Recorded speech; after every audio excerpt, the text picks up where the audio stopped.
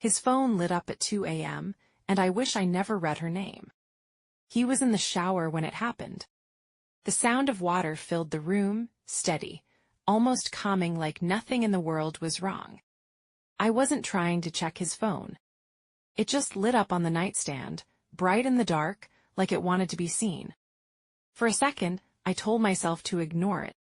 To turn away, go back to sleep, pretend I trusted him completely. But something felt off.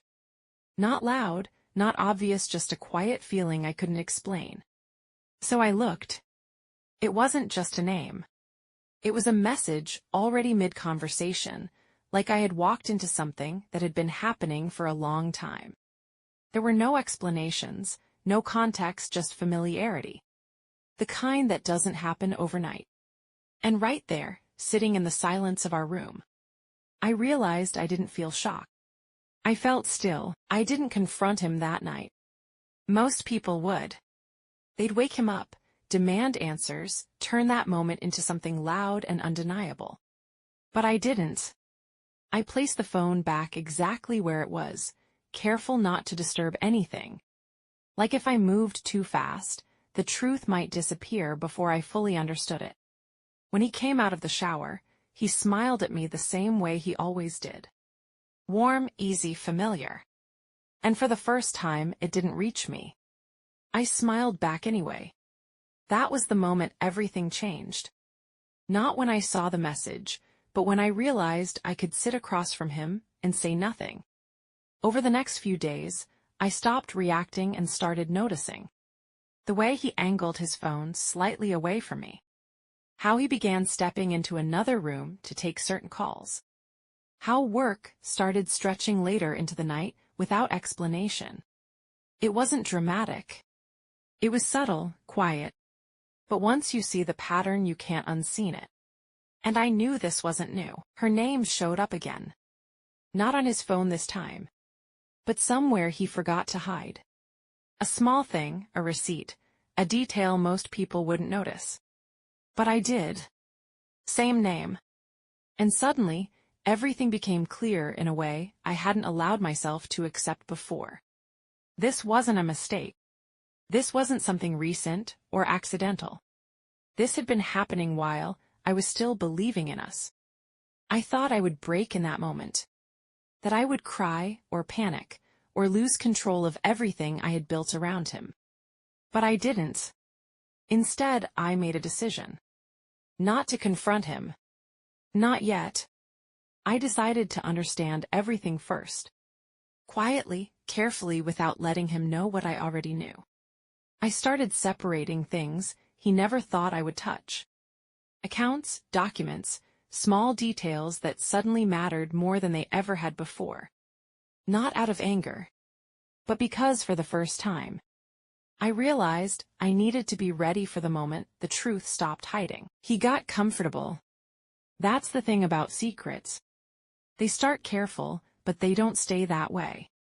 Once someone believes they won't get caught, they stop watching themselves as closely. And I saw it happen slowly. He smiled at his phone more often. Not the casual kind of smile, but the kind that lingers. Like he's somewhere else for a second.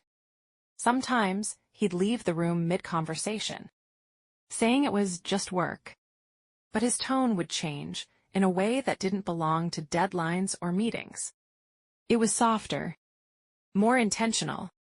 And the nights got longer. He started coming home just a little later than usual. Always with an explanation that sounded reasonable, but never quite complete. I stopped asking questions. That's what gave him the confidence he needed to keep going. Because in his mind, silence meant trust. But for me, silence meant something else entirely. It meant I was watching everything without interruption. It meant I was collecting pieces he didn't realize he was leaving behind. Little details. A second charger in his car. Receipts that didn't match his stories. Moments where his words arrived just a second too late, like they were being adjusted in real time. And through all of it, I stayed the same. Calm, present, unchanged on the surface. Because the truth is, I didn't need him to admit anything anymore. I could already see the life he was living. And the one he thought I would never notice. I didn't rush. That's where most people lose control. They act too soon, before they understand what they're really dealing with. But I gave myself time. Time to think clearly. Time to make decisions that weren't driven by emotion. I started with small things. I reviewed everything we shared. Accounts, savings, documents, the structure of the life we had built together. Not in a dramatic way. Just slowly, quietly, like I was organizing something that had been neglected. I opened a separate account in my name. Moved what was mine, piece by piece, without drawing attention. I made copies of everything important. Not because I expected a fight, but because I refused to be unprepared if one came. And while he continued living his double life, believing everything around him was stable, I was quietly building my way out of it. There's a kind of clarity that comes when you stop hoping things will fix themselves. When you stop waiting for someone to become who you thought they were. And instead, you start accepting who they've already shown you to be. I didn't hate him. That's the strange part. I just saw him differently. And once that shift happens, there's no going back to the version of love you had before. I knew the moment would come. Not because he would confess, but because people like him don't stop. They just get more comfortable. And eventually, comfort leads to carelessness. It happened on an ordinary day. Nothing dramatic. No arguments, no tension. Just a small moment that gave me everything I needed. He left his phone behind again. Unlocked. Careless. Like he believed there was nothing left to hide. I didn't hesitate this time. Not because I needed proof, but because I wanted confirmation. And there it was. Plans, conversations, promises. Not just messages, but a version of him I had never seen before. A version that existed fully, just not with me. I didn't read everything. I didn't need to. Because the truth wasn't in the details anymore. It was in the pattern. In the consistency. In the way this wasn't something temporary. It was something he had already chosen. And in that moment, I realized something even more important. I wasn't reacting anymore.